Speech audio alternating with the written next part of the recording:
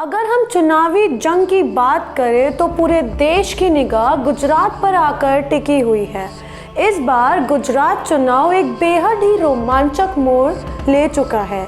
आइए जानते हैं क्यों। नमस्कार दोस्तों, मैं हूं अश्विन भटीजा और आप देख रहे थे सेजल अधिकारी को।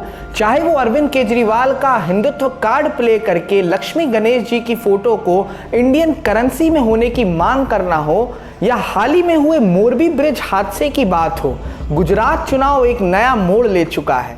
गुजरात एक ऐसा राज्य जो कि बीजेपी का एक मजबूत गढ़ माना जाता है, जहां 27 साल से बीजेपी का एक मजबूत शासन रहा। सन 2002 में जब से नरेंद्र मोदी ने गुजरात की कमान संभाली, तब से ही बीजेपी गुजरात में ऐसे निखर कर आई जैसे अपोनेंट तो उनके लिए कुछ हो ही ना। सन 2017 विधानसभा चुनाव में बीजेपी ने 182 में से 99 सीटें जीतकर कांग्रेस को क्लीन स्वीप कर दिया था और 2019 लोकसभा में भी 26 में से 26 सीटें जीतकर ये साबित कर दिया था कि गुजरात उनका कितना मजबूत गढ़ है। लेकिन इन चुनाव में आम आदमी पार्टी की एंट्री होते ही एक अलग ही रोमांच आ जाता है। बीजेपी 4 स्कूलों की इनॉग्रेशन करती है और बीजेपी एक और दावा करती है कि ऐसे 22 स्कूल और बना दिए गए हैं। अगर हम गुजरात चुनाव के इतिहास के बारे में बात करें तो गुजरात में सन 1962 से लेकर सन 1990 तक कांग्रेस का ही शासन रहा। लेकिन ऐसा माना जाता है कि नेशनल इमरजेंसी के वक्त गुजरात में कांग्रेस सपोर्ट खत्म सा होने लगा था, पर फिर भी सन 1990 तक गुजरात में कांग्रेस का ही शासन रहा। फिर उसके बाद 1995 में गुजरात में बीजेपी के केशुभाई पटेल का शासन रहा और 2002 में जब नरेंद्र मोदी जी ने गुजरात की कमान संभाली तो बीजेपी का एक मजबूत शासन बन गया।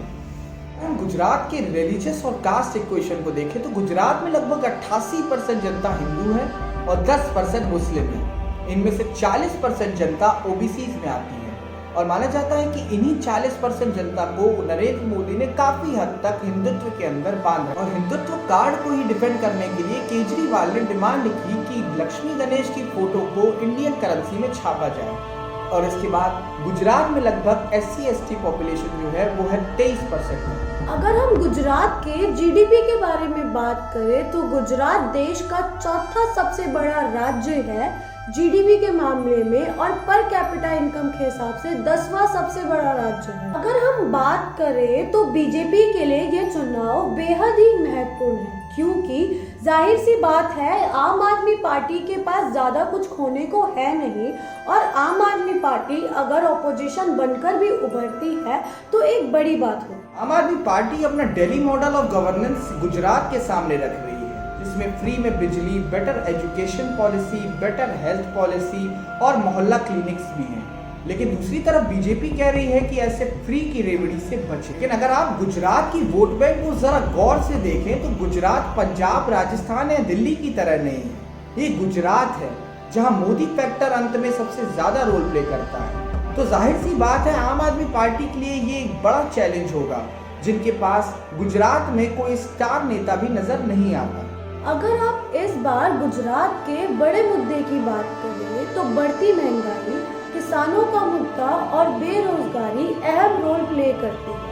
अब इस बार देखने वाली बात ये होगी कि क्या गुजरात में एंटी इनकम्बेंसी नजर आएगी। लेकिन एक तरफ बीजेपी भी लगातार आम आदमी पार्टी को दिल्ली वाली पार्टी बता रही है, यानी यहाँ आउटसाइडर वर्सेस इनसाइडर का गेम भी सामने आ गया है। तो इस बार देखने वाली बात होगी कि क्या गुजरात की जनता गुजरात में दिल्ली मॉडल ऑफ गवर्नेंस को एक्सेप्ट करेगी। क्या गुजरात की जनता अरविंद केजरीवाल को एक मौका देगी या हमेशा की तरह गुजरात में मोदी फैक्टर बरकरार रहेगा। नीचे कमेंट सेक्शन में जरूर बताएं और हमारे चैनल को सब्सक्राइब करना ना भूलें।